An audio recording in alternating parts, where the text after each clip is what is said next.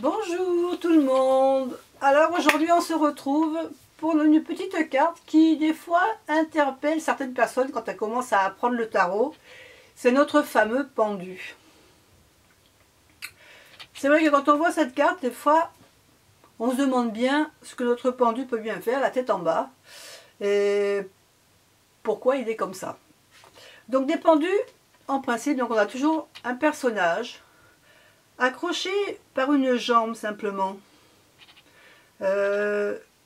Accroché à une jambe, et on se dit qu'en fin de compte, s'il voulait, il pourrait très bien se détacher, parce que là on voit qu'il a les bras libres, une seule jambe, donc on peut se dire qu'il est pendu, mais peut-être parce qu'il en a envie, parce que s'il voulait se détacher, il pourrait très bien enlever cette situation et hop, remonter et se détacher. Donc si on regarde bien notre carte, on sent que cette carte, c'est une position peut-être pas très confortable, mais en fin de compte, on l'a peut-être voulu, cette carte.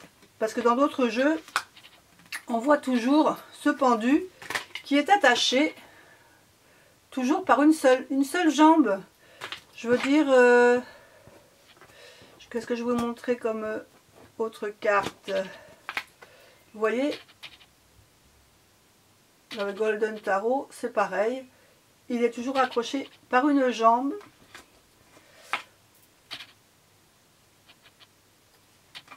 Donc, il peut se libérer comme il veut.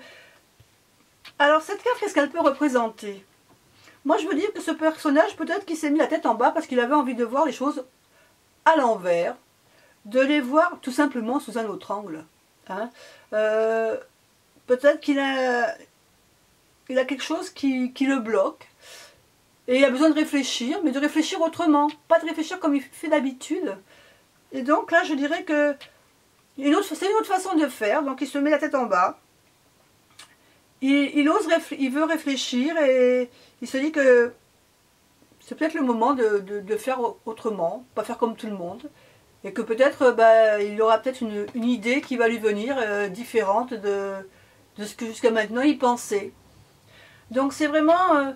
on regarde les choses, hein, on regarde les choses différemment, sous un autre angle.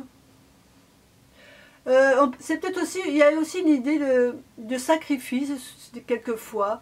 On renonce à quelque chose, hein, on va laisser quelque chose de côté, même si ça nous plaît, il va peut-être falloir y renoncer pour pouvoir avancer.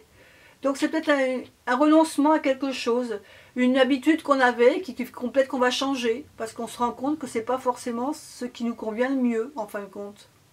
Donc c'est une période vraiment où on fait rien, hein, on ne fait rien, on regarde, on observe, on note tout ce qu'on voit.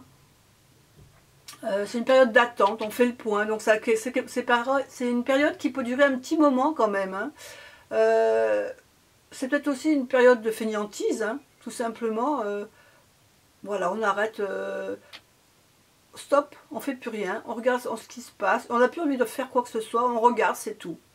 Donc, mais après, des fois, on peut même, ça peut aussi représenter quelquefois, suivant les tirages, une période d'ennui, hein, quelque chose qui, on en a, voilà, on s'ennuie, on a envie de faire autre chose, mais bon, on n'a pas trop la motivation peut-être pour changer. Donc voilà, c'est vraiment une carte.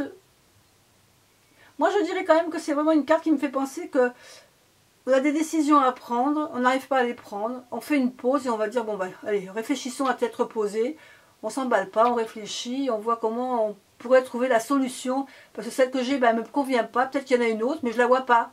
Donc je vais attendre un petit peu, je vais me poser et je vais regarder un peu sous d'autres angles si je peux trouver une solution qui sera meilleure que celle que j'ai déjà envisagée.